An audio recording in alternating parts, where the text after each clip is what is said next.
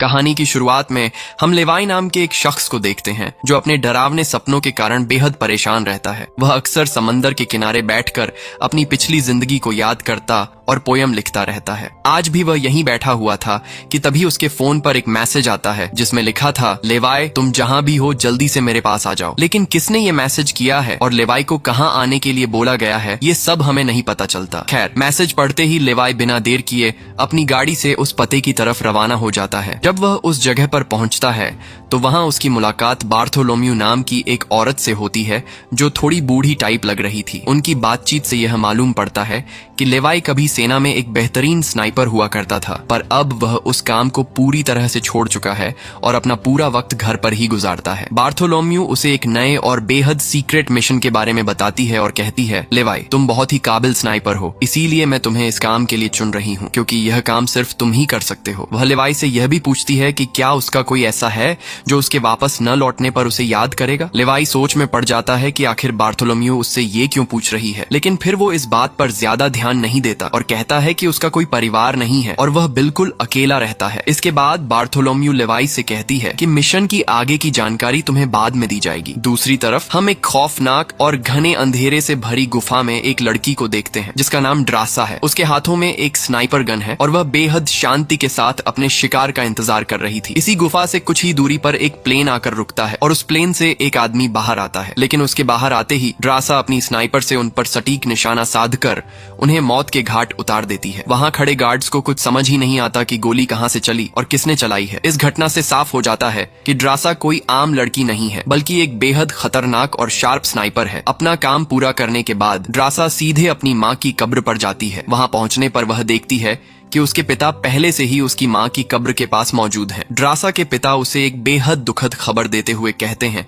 कि उन्हें कैंसर है और उनके पास अब जिंदगी के बहुत कम दिन बचे हैं। वे आगे कहते हैं कि अगर आने वाले समय में उनकी नॉर्मली मौत नहीं हुई तो वे आने वाले वैलेंटाइन यानी 14 फरवरी के दिन खुद अपनी जान ले लेंगे। पिता की यह बात सुनकर ड्रासा पूरी तरह से मायूस हो जाती है। वह उन्हें ऐसा भयानक कदम उठाने से रोकने की कोशिश करती है, लेकिन उसके पिता साफ कह देते हैं कि यह उन दोनों की आखिरी मुलाकात है और शायद वे अब कभी दोबारा नहीं मिल पाएंगे। जिस पर ड्रासा भी कहती है कि उसे एक कॉन्ट्रैक्ट मिला है जिसके मुताबिक उसे 1 साल तक एक सुनसान वॉच टावर पर रहकर उसकी निगरानी करनी होगी, जिसके बदले उसे $1 मिलियन मिलेंगे। फिर ड्रासा अपने फादर से कहती है, आप मेरे जाने के बाद कोई गलत कदम मत उठाना क्योंकि मैं वहां से वापस आकर आपका इलाज सबसे बेस्ट हॉस्पिटल में करवाऊंगी और आपको कुछ नहीं होगा। लेकिन ड्रासा के पिता उसे कोई जवाब नहीं देते। इसके बाद हम लेवाई को देखते हैं जिसे बेहोश करके कहीं ले जाया जा रहा था। जब लेवाई को दोबारा होश आता है तो वह खुद को एक उड़ते हुए विमान के अंदर पाता है। उसे अभी तक यह जानकारी नहीं थी कि उसे किस देश में ले जाया जा रहा है। जब वह प्लेन में मौजूद एक सोल्जर से इस बारे में पूछताछ करने की कोशिश करता है तो वो उसकी बात को अनसुना कर देते हैं। तभी एक महिला पायलट उसके पास आकर बताती है कि उसकी मंजिल आ चुकी है। वह लड़की लेवाई को सचेत करती है कि अपनी मंजिल तक पहुंचने के लिए उसे यहाँ से कम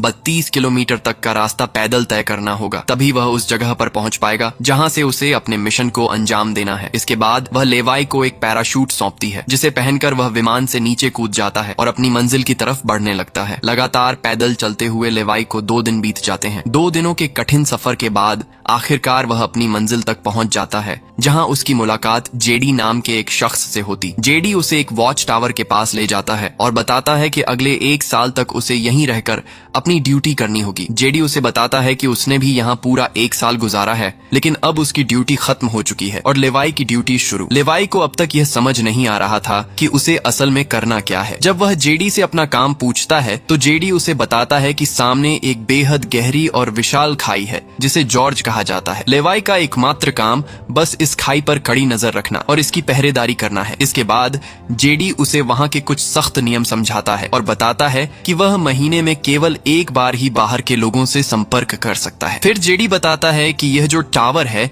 इसे वेस्ट टावर कहा जाता है, जबकि खाई के दूसरी तरफ एक ईस्टर्न टावर भी है जो कि रशिया का है और वहां भी एक आदमी रहता है। लेकिन लेवाई को वहां रहने वाले लोगों से किसी भी प्रकार का कोई संपर्क नहीं रखना है क्योंकि उसका पूरा ध्यान सिर्फ अपने काम पर होना चाहिए और ईस्टर्न टावर के लोग भी केवल अपने ही मिशन से मतलब रखते हैं। जेडी उसे यह भी समझाता है कि यहाँ एक ऑटोमेटिक गन भी मौजूद है जिसे लेवाई को रोजाना रीलोड करना होगा अगर उसमें गोलियां खत्म हो जाएं तो। इसके अलावा नीचे खाई में बहुत सारे लैंड माइन्स लगाए गए हैं। अगर उनमें कोई धमाका होता है तो लेवाई को उसकी भी जांच करनी होगी। लेवाई को अब तक अपने इस काम का असली मतलब समझ नहीं आ रहा था, इसलिए वह जेडी से पूछता है कि क्या उसका काम यहाँ आने वाले आम लोगों को इस खाई के पास जाने से रोकना है। इस पर जेडी मना करते हुए कहता है कि उसका काम लोगों को रोकना नहीं, बल्कि जो चीज इस गहरी खाई के भीतर छिपी है उसे बाहर आने से रोकना है। इसके बाद जेडी एक छोटा सा बम लेता है और उसे उस गहरी खाई के अंदर फेंक देता है। बम फटते ही उस गहराई से एक बेहद डरावनी और अजीब सी गूंज सुनाई देती है, जो किसी खूंखार राक्षस की आवाज जैसी लग रही थी। इस घटना से उस खाई का खौफनाक सच सामने आता है कि उसके भीतर कोई साधारण चीज नहीं, बल्कि कुछ बहुत ही भयानक चीज छुपी हुई है। जेडी उसे बताता है कि खाई के अंदर रहने वाले इन जीवों को होलोमन कहा जाता है और लेवाई को इन्हें किसी भी कीमत पर ऊपर आने से रोकना होगा। वह यह भी बताता है कि साल 1940 में फौज के 2400 जवान इन जीवों का मुकाबला करने के लिए नीचे उतरे थे, पर वे कभी लौटकर वापस नहीं आए। इसके साथ ही वह लेवाई को एक सायरन के बारे में बताते हुए कहता है कि जिस दिन भी यहाँ सायरन बजने लगे उस दिन बिना कुछ सोचे समझे बस अपनी जान बचाकर यहाँ से भाग जाना। हालांकि जेडी खुद भी इस नियम की असली वजह नहीं जानता था, पर उसे जो पहले वाले ड्यूटी वर्कर ने बताया था वही उसने लेवाई को भी बता दिया। इसी दौरान उन दोनों का ध्यान सामने वाले टावर पर जाता है जहां किसी नए अधिकारी की तैनाती की गई थी, क्योंकि वहां के पुराने अधिकारी का 1 साल पूरा हो चुका था। जेडी इस बात का भी खुलासा करता है कि यह जगह पिछले 75 सालों से पूरी दुनिया से छिपी हुई है और आने वाले समय में भी इस जगह के राज को छिपाए रखना हम लोगों की जिम्मेदारी है। इतना समझाने के बाद जेडी वहां से विदा लेता है। आज जेडी बहुत ज्यादा खुश था, क्योंकि पूरे 1 साल बाद वह अपने घर जा रहा था। लोकेशन पर पहुंचने के बाद जेडी सिग्नल देने के लिए धुआं करता है, जिसे देखकर एक हेलीकॉप्टर उसे लेने वहां पहुंच जाता है। जेडी जैसे ही उसमें सवार होता है, हेलीकॉप्टर में मौजूद अधिकारी पहले उसकी पहचान की पुष्टि करता है और फिर उसे गोली मार देता है और उसकी रस्सी को भी काटकर उसे नीचे गिरा देता है। अब यहाँ ये बात तो साफ हो जाती है कि यह मिशन इतना गुप्त है कि यहाँ ड्यूटी करने के बाद किसी भी इंसान को जिंदा वापस जाने ही नहीं दिया जाता। इधर लेवाई बिल्कुल उन्हीं नियमों का पालन करता है जो उसे समझाए गए थे। वह ऑटोमेटिक गन में गोलियां भरता है और आसपास के पूरे इलाके पर नजर रखने लगता है। इसी तरह दिन बीतते हैं और अब लेवाई को यहाँ रहते हुए पूरा 1 महीना बीत चुका था। तब वह दिए गए ऑर्डर के मुताबिक बाहर संपर्क करता है और बताता है कि अब तक उसका सामना किसी भी दुश्मन से नहीं हुआ है। वह तुरंत फोन रख देता है, क्योंकि उसे हर महीने में केवल 1 बार ही और बेहद सीमित बात करने की इजाजत थी। इसके बाद वह टाइम पास करने के लिए अलमारी में रखी किताबों को लेने जाता है। तभी उसकी नजर दीवार पर लिखे कुछ नोट्स पर पड़ती है जो यहाँ पहले ड्यूटी कर चुके गार्ड्स ने लिखे थे। हर नोट्स में होलोमन का जिक्र था और यहाँ अकेले रहना कितना मुश्किल होता है वो सारी चीजें उन नोट्स में लिखी थी। लेवाई इन बातों पर ज्यादा ध्यान नहीं देता और टावर से बाहर आ जाता है। फिर दूरबीन की मदद से सामने वाले टावर को देखने की कोशिश करता है और वहां उसे एक बेहद खूबसूरत लड़की दिखाई देती है जो कोई और नहीं बल्कि ड्रासा ही थी। ड्रासा को देखकर लेवाई उसे लगातार निहारता रह जाता है, लेकिन वह उससे बात करने की पहल नहीं करता, क्योंकि उसे दूसरे टावर से संपर्क करने की सख्त मनाही थी। इसी तरह लेवाई को वहां ड्यूटी करते हुए 2 से 3 महीने का समय गुजर जाता है और अब ड्रासा को भी लेवाई की मौजूदगी का पता था। एक दिन अपने जन्मदिन के मौके पर ड्रासा लेवाई से बात करने का मन बनाती है और वो एक कागज पर लिखकर लेवाई से उसका नाम पूछती है। यह देखकर लेवाई एक बोर्ड उठाता है जिस पर लिखा था, मुझे बातचीत करने की इजाजत नहीं है, लेकिन ड्रासा फिर भी उसे अपना नाम बता देती है। इसके बाद लेवाई भी ज्यादा संकोच न करते हुए अपना नाम लिख देता है और इस तरह इन दोनों के बीच दोस्ती की शुरुआत होती है। फिर ड्रासा लेवाई से पूछती है, क्या तुम्हें डांस करने आता है? लेकिन लेवाई कहता है, मुझे डांस करने तो नहीं आता, लेकिन थोड़ी बहुत निशानेबाजी कर लेता हूँ। अब ड्रासा लेवाई की शूटिंग स्किल चेक करने के लिए अपने टावर पर एक वाइन की बोतल रखकर कहती है, निशाना लगाओ। तब लेवाई भी अपनी काबिलियत साबित करने के लिए उस बोतल पर परफेक्ट निशाना लगा देता है। ये देखकर ड्रासा भी अपनी स्नाइपर उठाती है और सीधे लेवाई के टावर में रखी एक बोतल को एक ही गोली में उड़ा देती है। इससे लेवाई को भी अंदाजा हो जाता है कि ड्रासा कोई आम लड़की नहीं बल्कि एक खतरनाक स्नाइपर है। लेकिन इसी दौरान ड्रासा की नजर खाई से बाहर निकल रहे कुछ राक्षसों पर पड़ती है। वह तेजी से इशारों के जरिए लेवाई को इस खतरे से आगाह करती है, जिसके बाद लेवाई उन राक्षसों पर अंधाधुंध गोलियां बरसाना शुरू कर देता है। चूंकि उनकी संख्या बहुत ज्यादा थी, इसलिए ड्रासा भी अपने टावर से स्नाइपर चलाकर उन राक्षसों का खात्मा करने में लेवाई की मदद करने लगती है। पर इसी मुठभेड़ के दौरान एक भयानक जीव जो आधा इंसान और आधा जानवर जैसा दिखाई दे रहा था, ड्रासा के बिल्कुल करीब पहुंच जाता है। ड्रासा उस भयानक जीव को देखते ही अपनी रक्षा के लिए उस पर गोलियां बरसाने की कोशिश करती है, लेकिन इसका कोई असर नहीं होता और वह राक्षस लगातार उसकी ओर बढ़ता रहता है। ठीक उसी वक्त लेवाई अपनी बंदूक से सटीक निशाना लगाकर उस क्रिएचर को ढेर कर देता है और ड्रासा की जान बचा लेता है। अगले दिन लेवाई खाई में लगे लैंडमाइंस की जांच करने के लिए नीचे जाता है। तभी अचानक गहरी खाई के भीतर से एक छोटा सा ड्रोन बाहर निकलता है और लेवाई को थोड़ी देर स्कैन करने के बाद उड़ते हुए वहां से चला जाता है। लेवाई को कुछ समझ नहीं आता कि ये ड्रोन यहाँ क्यों आया था और कहां से आया था। खैर, लेवाई को इसी तरह ड्यूटी करते हुए कुछ महीने और बीत जाते हैं और अब फरवरी का महीना शुरू हो जाता है। एक दिन ड्रासा बहुत उदास थी क्योंकि आज 14 फरवरी था और ड्रासा को याद आता है कि उसके फादर ने उससे कहा था कि कैंसर की वजह से अगर उनकी मौत जल्दी नहीं होती तो आने वाले 14 फरवरी को वह खुदकुशी कर लेंगे। इसीलिए ड्रासा अपना दुख भुलाने के लिए लेवाई को अपने पास आने को कहती है। लेवाई को भी ड्रासा से मिलने का बहुत मन था, इसीलिए वह मान जाता है। अगली सुबह लेवाई अपने रॉकेट लॉन्चर में रस्सी बांधकर ड्रासा की तरफ फेंकता है। ड्रासा बिना देर किए उस रस्सी को एक मजबूत पेड़ से बांध देती है और लेवाई उसी रस्सी के सहारे हवा में झूलते हुए दूसरी तरफ सुरक्षित पहुंच जाता है। ड्रासा उसे अपने पास पाकर बेहद खुश होती है, लेकिन उसे गले लगाने से पहले वह उसे नहाने को कहती है। जब लेवाई नहाने जाता है तो ड्रासा मस्ती करते हुए लेवाई के कपड़े छिपा देती है और वहां लगे सुरक्षा कैमरों की मदद से उसे देखने लगती है। इसके बाद दोनों एक दूसरे के पास बैठते हैं और ढेरों बातें करते हैं। बातों बातों में ड्रासा लेवाई से उसके जीवन के सबसे लंबी दूरी वाले निशाने के बारे में पूछती है। इस पर लेवाई बताता है कि उसने मरीन सेना में रहते हुए लगभग 3240 मीटर की दूरी से एक सटीक निशाना लगाकर दुश्मन को ढेर किया था। इसके बाद ड्रासा अपने कमरे में म्यूजिक बजाती है और लेवाई को अपने साथ नाचने के लिए कहती है। दोनों म्यूजिक की धुन पर थिरकते हुए एक दूसरे के बेहद करीब आ जाते हैं और भावनाओं में बहकर अपनी हदें भूल जाते हैं। इसी दौरान लेवाई ड्रासा को अपनी लिखी पोयम के बारे में बताता है और कहता है, मैंने तुम्हारे लिए भी एक पोयम लिखी है। ड्रासा तुरंत उसे सुनाने की जिद करने लगती है, लेकिन लेवाई यह कहकर टाल देता है कि जब वे दोनों इस रहस्यमयी जगह से सुरक्षित बाहर निकल जाएंगे तब वह यह पोयम उसे सौंप देगा। सुबह होते ही लेवाई वापस अपने टावर पर लौटने के लिए रवाना होता है, लेकिन जैसे ही वह रस्सी के बीच रास्ते में पहुंचता है उसे दिखता है कि कई भयानक राक्षस उसके टावर पर चढ़ने की कोशिश कर रहे हैं। इस कोशिश में जब वे वहां बिछी लैंडमाइन से टकराते हैं तो एक भीषण धमाका होता है। इस धमाके की आग से वह रस्सी टूट जाती है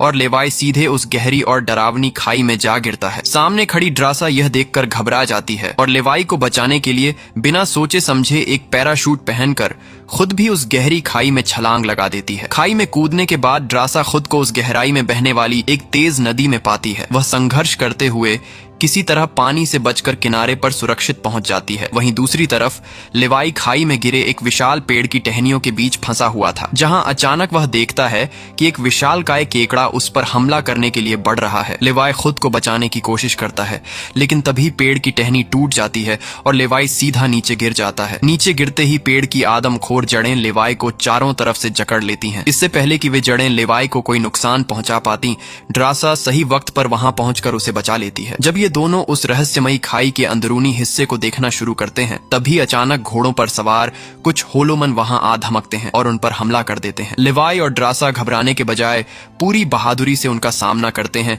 और 2 हमलावरों को वहीं मार गिराते हैं, जबकि एक हमलावर वहां से जान बचाकर भाग निकलता है। लेवाई जब मरे हुए होलोमन की जांच करने उसके पास जाता है तो वह उसे देखकर दंग रह जाता है, क्योंकि होलोमन ने पुरानी अमेरिकन सेना की वर्दी पहन रखी थी। वर्दी देखते ही उसे जेडी की कही बात याद आती है कि दशकों पहले सेना के 2400 जवान इस खाई के भीतर भेजे गए थे, जो कभी लौटकर नहीं आए। लेवाई इस सोच में डूब जाता है कि आखिर ये लोग इतने वर्षों बाद भी यहाँ जिंदा कैसे हैं। इसके बाद वे दोनों अपनी खोज जारी रखते हुए आगे बढ़ते हैं, जहाँ उन्हें एक ऐसी भयानक जगह मिलती है जहाँ मृत इंसानों के शरीरों को फाड़कर पेड़ पौधे बाहर उगाए थे। यह नजारा ऐसा था मानो वहां कोई बेहद खतरनाक वायरस फैल गया हो। अभी वे इस डरावने दृश्य को देख ही रहे थे कि तभी कई होलोमन सैनिक उनकी तरफ बढ़ने लगते हैं। उनसे अपनी जान बचाने के लिए ये दोनों भागकर पास ही बने एक पुराने चर्च में पहुंच जाते हैं, लेकिन चर्च के भीतर का नजारा और भी भयानक था। वहां चारों तरफ इंसानों के शव बिखरे पड़े थे, जिन्होंने वायरस के संक्रमण से बचने के लिए खुद ही अपनी जान ले ली थी। इसी बीच एक विशालकाय मकड़ी ड्रासा पर हमला बोल देती है, जो वायरस की वजह से